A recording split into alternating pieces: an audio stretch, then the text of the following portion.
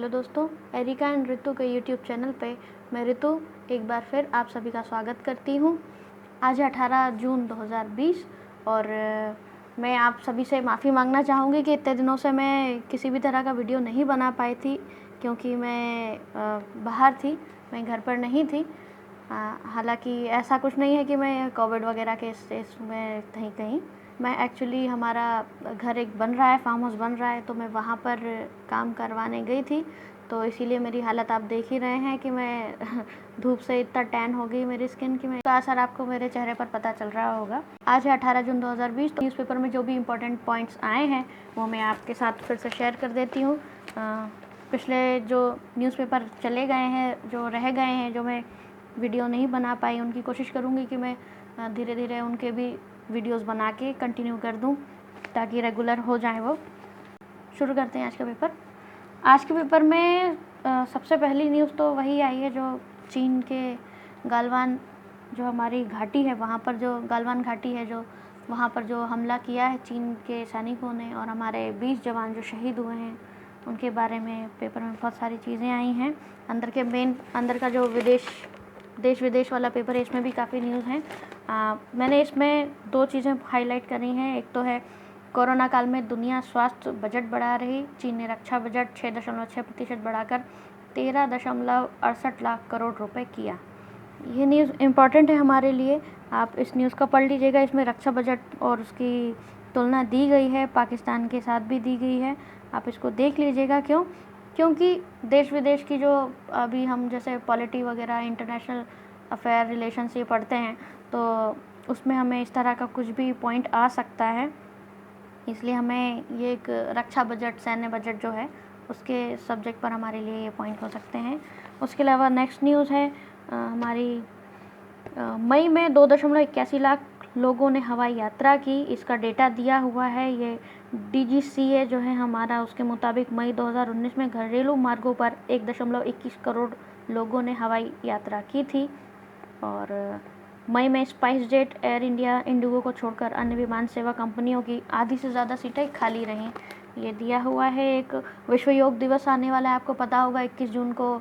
2015 से हमारा जो है कि 21 जून को विश्व योग दिवस के रूप में मनाया जाता है। ये UN के द्वारा भी मान्यता मिली हुई है इस दिन को। तो ये आने वाला है, तो उसके बारे में दिया गया है कि प्रधानमंत्री नरेंद्र मोदी इसके बारे में संबोधित करेंगे।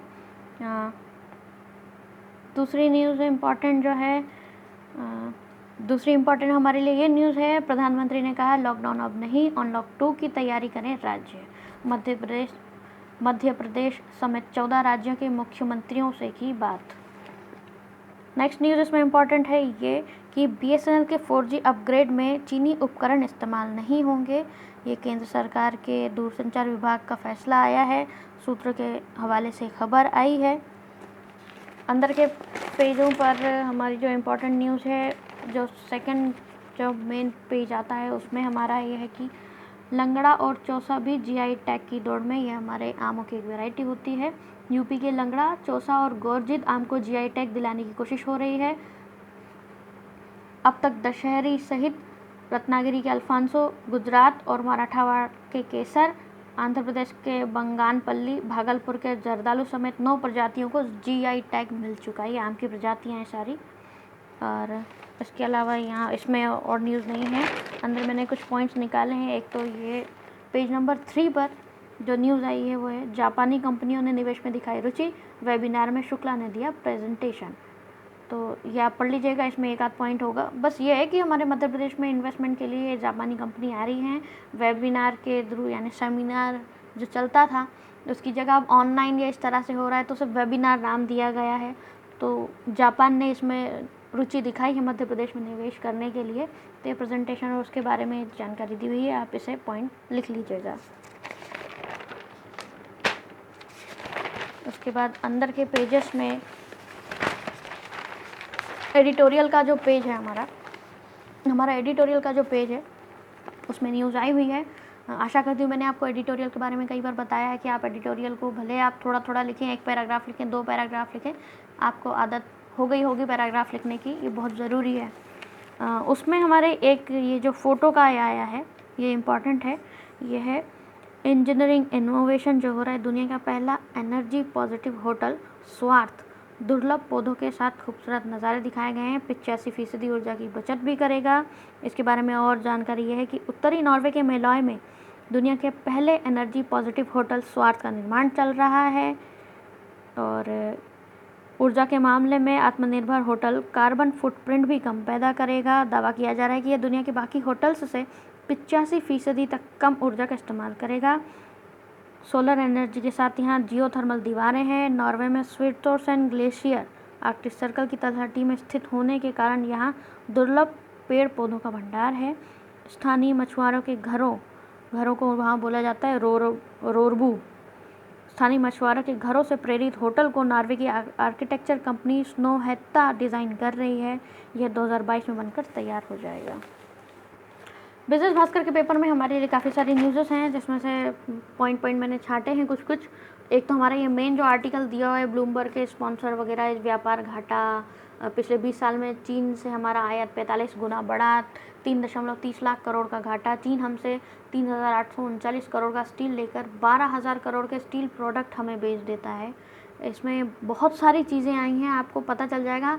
हमारी चीन के साथ जो भी पॉलिसी है, इंटरनेशनल रिलेशन जो हमारे चीन के साथ है, बिज़नेस रिलेशंस, वो इसमें पूरे दिए हुए हैं। बहुत अच्छे पॉलिटिकल रिलेशंस अलग होते हैं, बिज़नेस रिलेशंस एक अलग होते हैं। और हमें अगर इस तरह का कुछ क्वेश्चन आ जाए कि चीन के साथ हमारे साथ संबंध पर क्या असर पड़ेगा, इस जो हमारे साथ जो अभी युद्ध वगैरह की जो स्थिति चल रही है, हमले वगैरह की स्थिति, तो क्या असर पड़ सकता है, किन किन सेक्टर्स पर असर पड़ सकता है, उसके बारे में अगर हमें लिखने को आया तो हम इसमें काफ़ी सारे पॉइंट्स हैं, क्योंकि हमें फैक्ट्स देने होते हैं। हम इस तरह की कुछ भी हवाई नहीं कर सकते, हमें फैक्ट्स देने होते हैं, मेन पॉइंट लिखने होते हैं।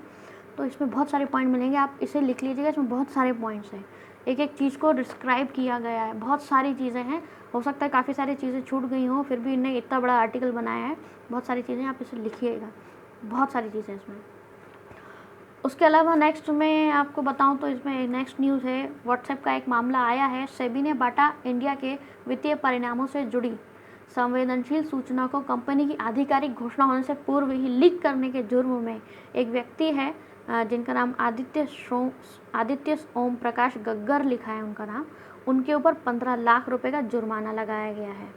नेक्स्ट न्यूज़ है, एयरटेल ने शिक्षा क्षेत्र के स्टार्टअप लट्टू मीडिया में हिस्सेदारी खरीदी, और ये 10% हिस्सेदारी खरीदी है। और इसको कंपनी ने एयरटेल स्टार्टअप एक्सेलरेटर प्रोग्राम जो है उसके तहत ये निवेश किया है। इसकी ज़्यादा जानकारी आई नहीं है, जैसे जैसे काम होता जाएगा वैसे वैसे इसकी न्यूज़ेस आती जाएंगी।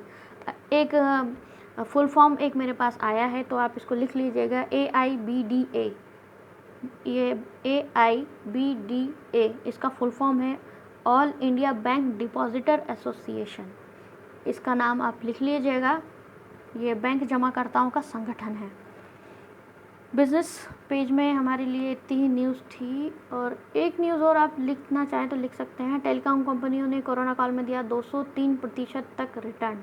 ये आई है न्यूज़, और सभी अपना हमारी जो टेलीकॉम कंपनियां हैं उन सभी के बारे में डिटेल दी हुई है, आप इसमें से पॉइंट छांट के लिख लीजिएगा।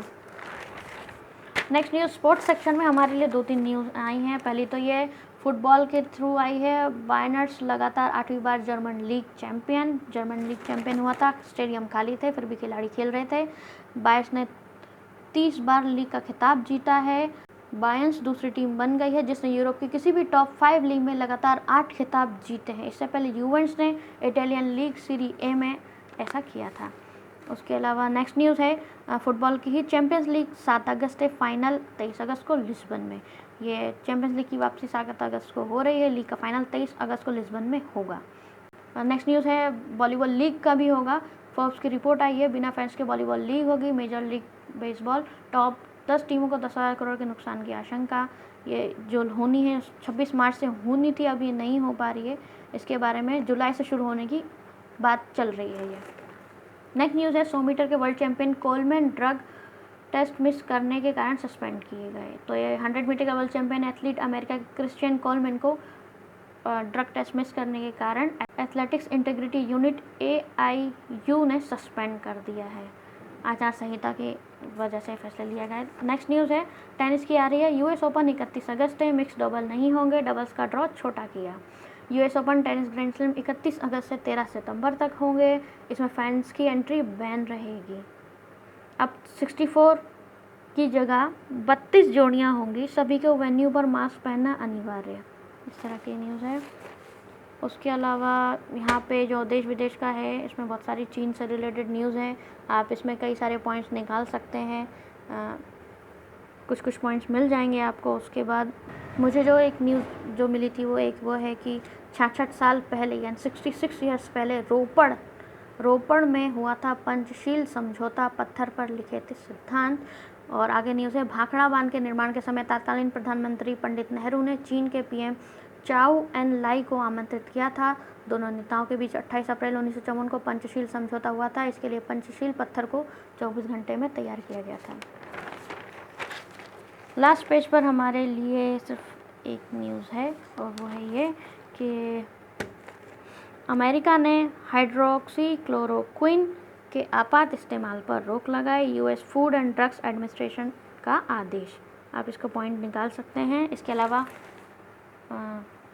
ज़्यादा न्यूज़ नहीं है, जो थी मैंने आपको बता दी है। आई होप आप अपने पॉइंट्स अब बना लेंगे, फिर से आप कंटिन्यू कर लेंगे। मैं कोशिश करूँगी कि सारे जो छूटे हुए पेपर हैं उनको लाइन अप कर सकूँ। और फिलहाल आप कंटिन्यू तो आप रहना चाहूँगी मैं। आशा करती हूँ कि आप कोविड-19 के प्रकोप से सुरक्षित रहे होंगे अब तक और आगे भी रहेंगे। सरकार के जो भी आदेश आ रहे हैं उनके नियमों का पालन करें, सैनिटाइज़र का यूज़ करें और हाथों को धोते रहें बार बार, और मास्क का यूज़ करें। साथ ही साथ किसी के साथ बात करते हुए, खड़े होते समय ज़्यादा गैदरिंग करने से बचें, दूरी बनाकर खड़े रहें, दूरी से बात करें। और कुछ समय की बात है, जब तक ये वायरस हमारे देश से पूरी तरह से साफ़ नहीं हो जाता, ख़त्म नहीं हो जाता, तब तक हमें इन नियमों का पालन करना चाहिए। सरकार की एडवाइज़री का पालन करिए, सुरक्षित रहिए, सेफ़ रहिए, पढ़ते रहिए। जय हिंद, जय भारत।